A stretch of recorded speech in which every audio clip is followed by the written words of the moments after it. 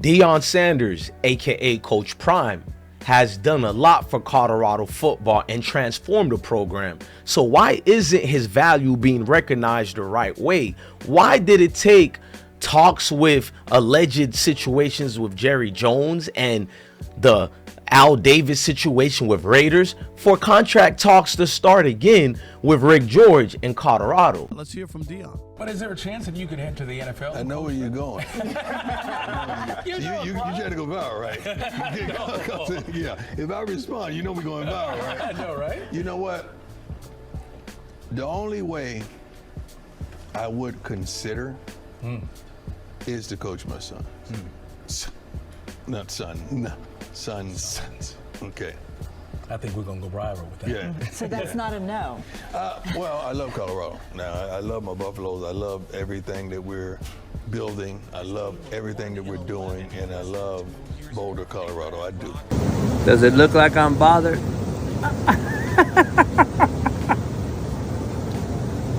Cheers.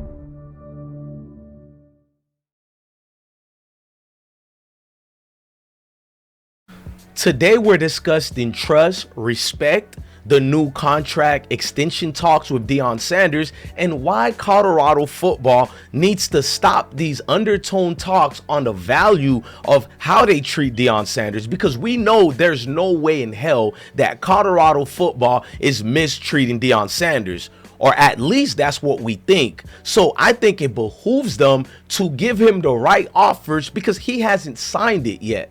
Well, the breaking news earlier in the week was that there is contract extension talks with Colorado between Deion Sanders and the team. Deion even went out his way to call leaving Colorado a blasphemous situation. Now, I need you guys to understand the historic things that were done in Colorado, at Colorado that is. Deion Sanders and the Buffs sold out season tickets in 2023 and 2024, but 2023 was the first time in over 2 decades and a half, meaning 27 years it spanned for them to get a season sold out. I know in the 21st century you wouldn't even believe that, but he sold it out, and this was only the 10th time that the program would get a sellout throughout their history. So hopefully you guys could read this. I'm just going to continue with it since I know the story. Now, Sanders had been given this $29.5 million contract with Colorado, but he has exceeded expectations to the point where immediately contract talks needed to be negotiated right away. When reading these articles and reading what Joe Klatt said, I absolutely agree with him because this is my pondering thoughts. Deion has outdid almost all these notable coaches such as the Lane Kiptons of the world. So I think it's obvious that he deserves and earned, not even deserved, he earned the contract extension talks, especially when they thought he was going to the Cowboys or the Las Vegas Raiders. I think, and what I've been saying, this was absolutely a move to negotiate and increase your standing with the university, because as we all know, it's what have you done for me today, not yesterday. That's the business of things in which this capitalist society goes by and what we live by. Appreciated, underrated, but the best. Yes, now I cross my chest, I'm impressed. No, I don't stress, cause you know I'm staying blessed. I'm coming, baby. I told you now I can't. The lights don't blind me. See, I'm used to the fame. Prime, been prime, I'm before my time. 7-figure hit away back since '89. Been good to me. I mean, this is crucial. breaking down Coach Prime and the standard that he has galvanized the leaders, the faculty, all the staff basically. And I didn't even talk about the players yet, but with emphasis, I said, you damn right. He even got the players adjusted to the point where they won 9 games. First time in the last 20 years, over 2 decades, that Colorado football has done this. While paying attention to the article and looking at these applicable things, you can clearly see how he has revamped the entire institution, not just football program. I mean, never forget about the revolutionary explosion that happened at Colorado, from ticket sales to revenues. They've never seen this before at this Power 5 in Boulder. So we're not gonna belittle ourselves and act like what Coach Prime did is what every other coach is doing. Maybe the only person to come reasonably close to that was Nick Saban, but that's through alumni giving him money. He's getting far more resources than what Coach Prime has. Coach Prime has done far more than all these coaches with far less resources, less help, and in a smaller market compared to these bigger schools like Clemson, Alabama, Georgia, and yet people still choose to dismiss all these actual things that would have been talked about in a new biop movie if it was another coach, maybe even a complexion of protection. Now, what Joe Klatt is saying, he's telling us that Colorado has offered Deion something that can't really be refused, meaning that it was the big bag, ladies and gentlemen. He was offered something monstrous as a deal, and this is all alleged because only Coach Prime can know what actually has been offered to him. Everybody else, including me, we're just going through speculation and what's actually out there. Is it actually factual? Well, that's something that we would have to speak to Coach Prime, or he would have to put out. But in all fairness, if he hasn't signed a contract yet, is it that it's not up to his liking? Or is it situations with the NIL? We know Judge Wilkins has done this new situation for college football where now the school has to be the one responsible of paying the players. It used to be through the NIL department, but Reggie Calhoun has been promoted to cover the new brand of Colorado football as far as paying players. And the budget for the entire school of all athletes, not just football, would be $21 to $22 million. I mean, speculations could never be the alleged concept of what the man has actually done and benefited the schools and the power that may be that leads the school. To anybody that's mad that Colorado and Rick George broke the contract so they can early decide to give him an extra extension instead of waiting another year, well, I say to them, if Colorado can reap the benefits to what Coach Prime brings, merchandise, TV, national spotlights, all that, blue chip caliber players, then I think it's fair to say, why can't they pay him accordingly? So I love the fact that Joe Klatt is putting out there, they're trying to give him the biggest bag possible for a Colorado football coach. Now, I will be fair for Colorado. I see a lot of people sprinkling the race tactics and saying, oh, it's because he's black. And I'm here to tell you guys, Colorado football has hired several black coaches. See, a lot of people don't actually speak about that. And I'm not talking about assistant coaches and the team guidance advisor. No. Actual head coaching jobs at the helm of things. This has always been what Colorado is about. I'll be the first one to say it. They don't really look at the complexion of protection. They look at who's the best fit for that position. We'll be right back after this commercial break.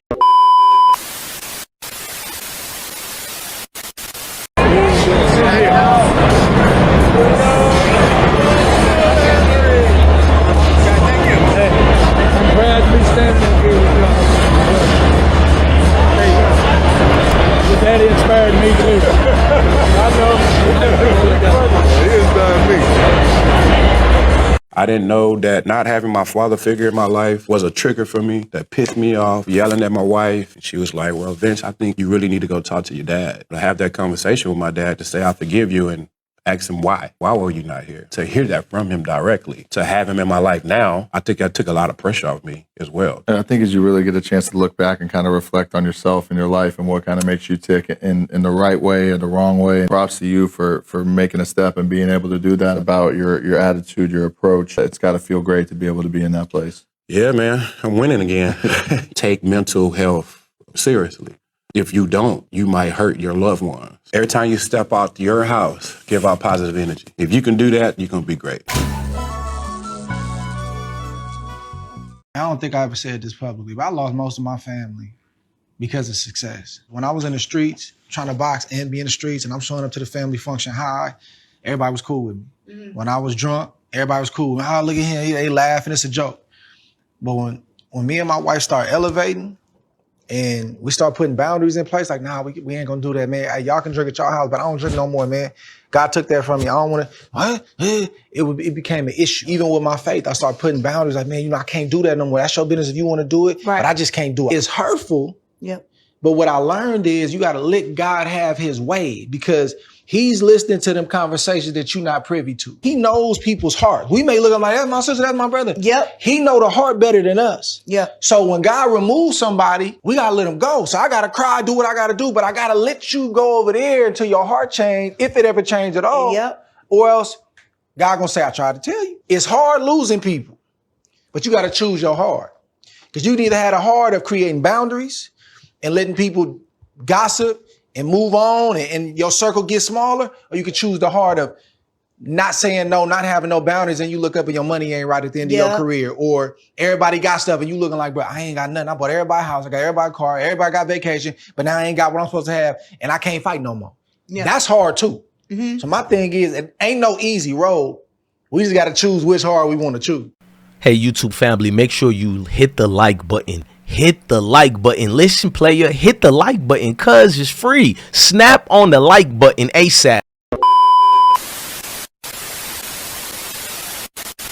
Now, addressing the disrespectful treatments from fans and haters and the media, as far as things that we gotta call out, the stigma, the stereotypes, let's just call out the subtle biases. Because if this was any other coach, nobody would be having issues with that coach seeking out what their value actually is. But because it's Coach Prime, the hate that's thrust upon unto him is like no other. My thing is, if Colorado recognize what they have in Coach Prime, why are other people going out their way to overly criticize this coach and speak on their own piece involving Coach Prime? Why don't you understand the situation, see what it's there for, and see if it makes sense or not, and then critique? But to critique just because you're mad this hood guy is passing past the people you look up to and doing it his way, not following the typical formula, it gets people mad.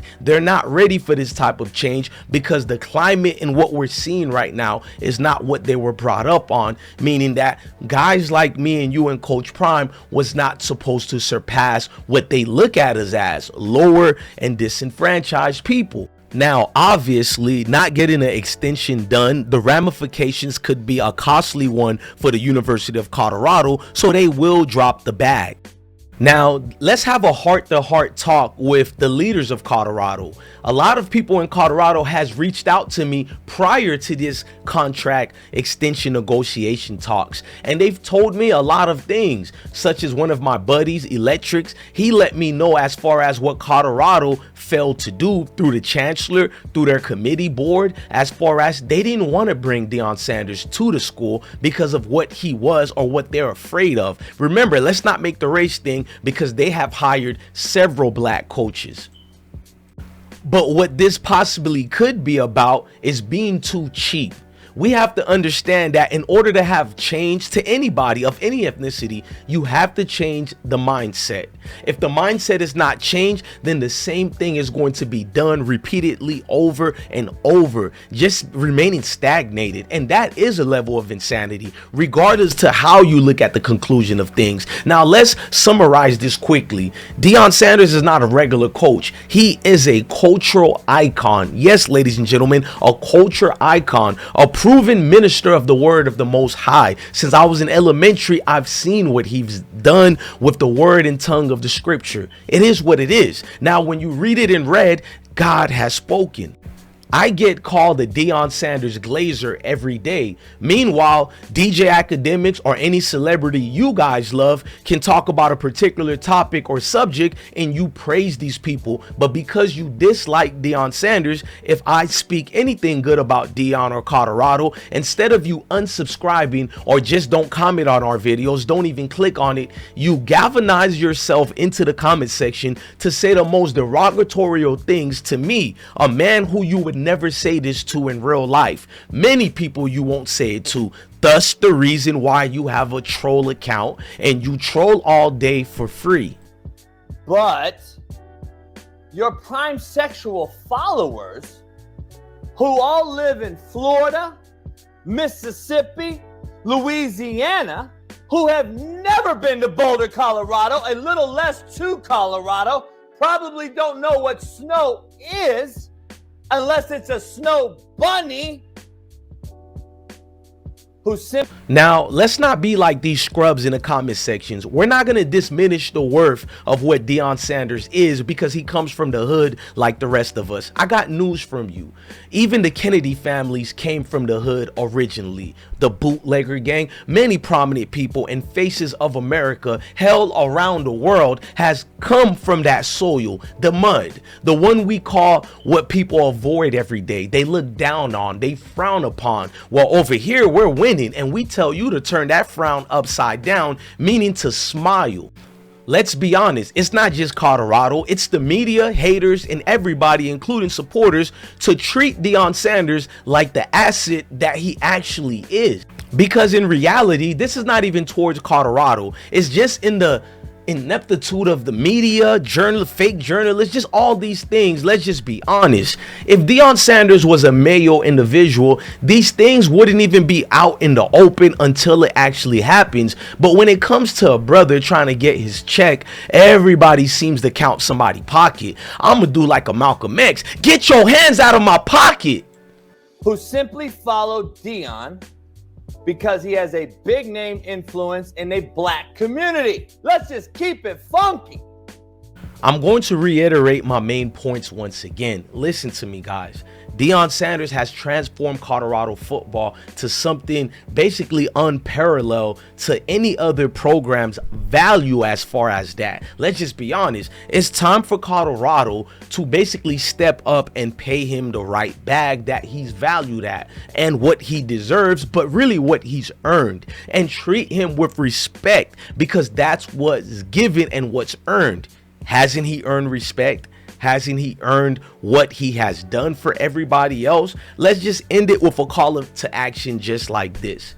What do you guys think in the comment sections of Colorado? Should they give Deion Sanders a big bag that he should get? Should the proportion size be small, medium, large, like a fast food center? Let me know, guys. Like, basically, I need the comments to be honest. Don't be trolling. Now, we know in this channel, the trolls get their 15 minutes of fame, meaning that nobody grown here gives a damn about their hit pieces, the things they call us, we're glazing or whatever, because those people are glazing me. This is why they're here every day to hate. I need you guys to be truthful and honest and let me know if Deion Sanders is deserving or not. Speak truthfully. It's the only thing that can ever set you free. Ladies and gentlemen, this is what I tell each and every single one of you guys. This is bigger than football. It's deeper than football. Look, I tell you at each and every single video, love your family, love your kids, and stay blessed. I've